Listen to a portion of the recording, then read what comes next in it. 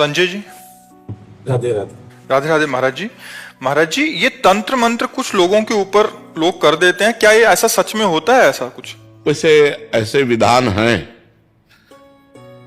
जो तांत्रिक हैं, जो मंत्रों के ज्ञाता है, इसमें मारण है, वशीकरण है, उच्चाटन है, ये इसके विधान हैं। लेकिन ये उन्हीं के ऊपर काम करते हैं जो भगवान का भजन नहीं करते। जो भगवान का भजन करते हैं उनके ऊपर काम नहीं करते। अगर आप राधा राधा जपते हो, कृष्ण कृष्ण जपते हो, तो भगवान तुम्हारी रक्षा करेंगे। कोई भी तंत्र मंत्र तुम्हारे ऊपर काम नहीं करेगा। एक तांत्रिक था तो वो शालिग्राम भगवान को चुटकियों से नचाता था ऐसे, और भक्त का नाटक करता था। तो भक्त लोग बड़े, जो देखने वाले, यार भगवान इसके बस में है, जैसा चाहता वैसा नचाता है। तो एक भजनानंदी संत थे, उनके पास कई लोग भजन करते, तो उन्होंने आकर बताया कि वो ऐसा बोले, भक्त कभी ऐसा कर ही नहीं सकता। भक्त भगवान को प्रदर्शन थोड़ी करेगा, वो तो आराधना की वस्तु है। तो फिर उन्होंने कहा, महाराज ये तो बड़ा गलत हो रहा है, समाज भ्रमित हो रहा है। तो बोले आपको चलना चाहिए। वो गए और खड़े हो गए और दिखा भाई, वो चुटकी बजावे कुछ नहीं। जब 100 का स्वभाव शेर हो जाता है ना, तो फिर कुछ नहीं चलता। और उनके पास भजन था और ये मंत्र का तांत्रिक था।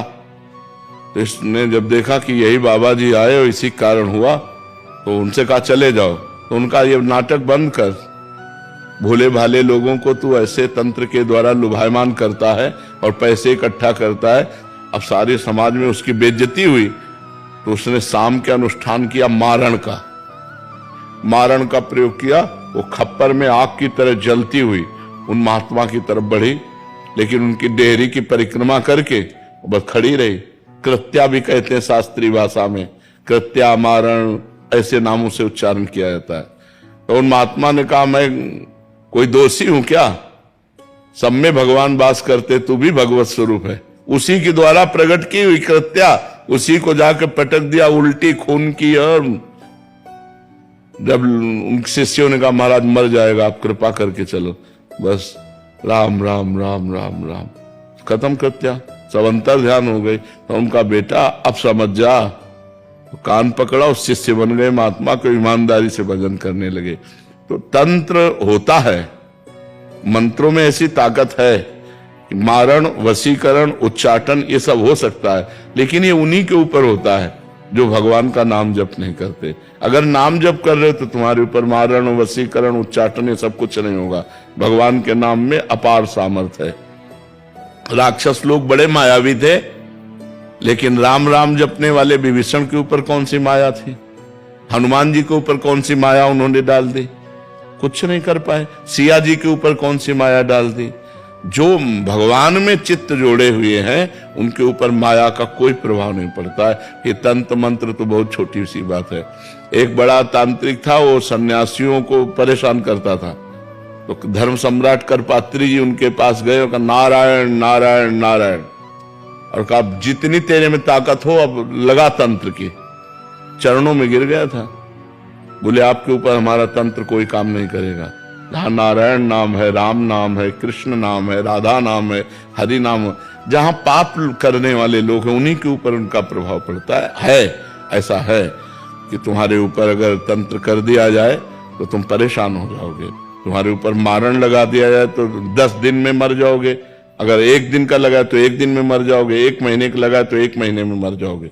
ऐसे हैं, मंत्रों का प्रभाव है, पर वो अच्छे से अनुष्ठान करेगा तब आपके ऊपर प्रभाव पड़ेगा। महाराज जी, जिनके ऊपर ऐसा हो गया है, उनके परिवार वालों को लगता है कि इसके ऊपर हो गया, तो अब वो क्या करें? भगवान का नाम कीर्तन घर में करवावें और भगवान की कथा और भगवान का नाम जप करें, सब ठीक हो जाएगा। को अलग से संकल्प करना पड़ेगा या ऐसे ही हो जाए? ऐसे ही शुरू कर दे। ऐसे 1 घंटा नाम कीर्तन करवावे, नाम जप करे, भगवान की कथा, भगवान शालिग्राम विराजमान कर ले।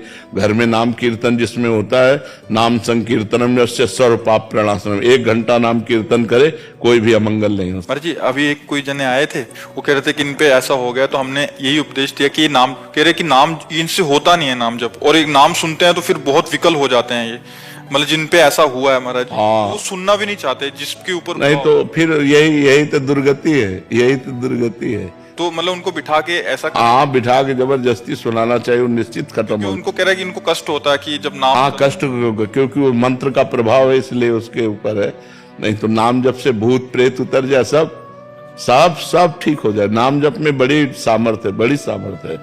एक बार हम एमसी में थे तो एक को भूत आया, तो वहां लाए, तो हम कोई झाड़ना फूकना तो जानते नहीं, हम नाम जपना शुरू किया और चीखने लगा। हमारे जी वो कह रहे थे कि और अब कहा इनसे दूर ले चलो, इनसे दूर ले चलो। हमको बैठा अब थोड़ी देर बैठा रहा, बोला हम जा रहे हैं। हम कहा जाओ? और ठाकुर जी को भोग लगा के जब जल चरणामृत और जल उनको दिया, वो खत्म हो गया, चले।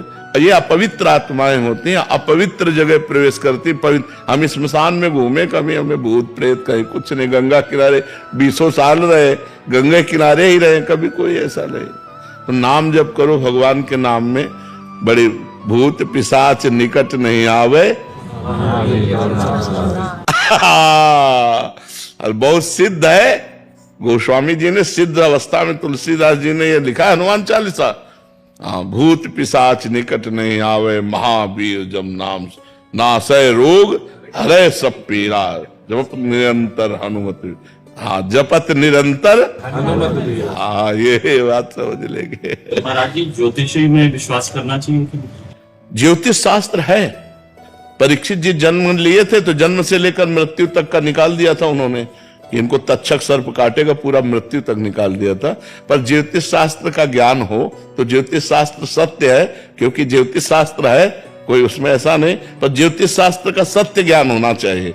मतलब किसी को गलत उपदेश दे करके और उसको भयावह परिस्थिति में करके अर्थ लेने की वासना ना हो, और ज्योतिष शास्त्र का ज्ञान हो तो सही सटीक जन्म से मरण तक का हिसाब बता देगा। जन्म से मरण तक? हाँ, जन्म तक जिससे मरण तक का हिसाब बता देगा। ज्योतिष शास्त्र सत्य है, इसमें कोई संशय नहीं है। पर ये सिद्ध होना चाहिए, मतलब उसको उसका परिपक्व ज्ञान होना चाहिए। ज्योतिष शास्त्र ऐसे ऐसे विचार करने वाले, जैसे तुम्हारी भैंस खो गई, और वो आपका विचार किए तो आपको बता देंगे कि आपके गांव में दक्षिण कोने में 3 घर के बाद वो बंधी हुई है, तो चले जाओ, उठा खोल लाओ। ऐसा है सारा ज्योतिष ज्ञान। सब मतलब ऐसा नहीं, भगवान ने सब शास्त्रों की रचना की, पर उसका सम्यक ज्ञान होना चाहिए।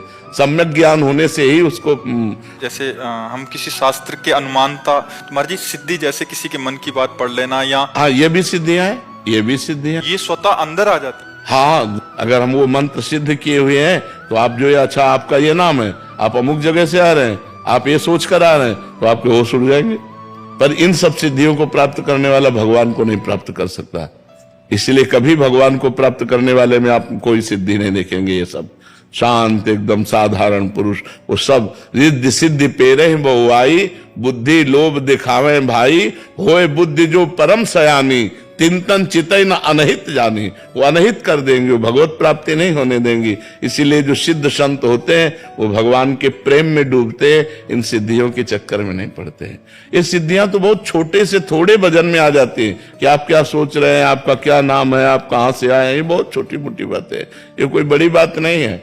इन सब बातों को तो बहुत क्रॉस करके तब आगे बढ़ा जाता है परमार्थ में।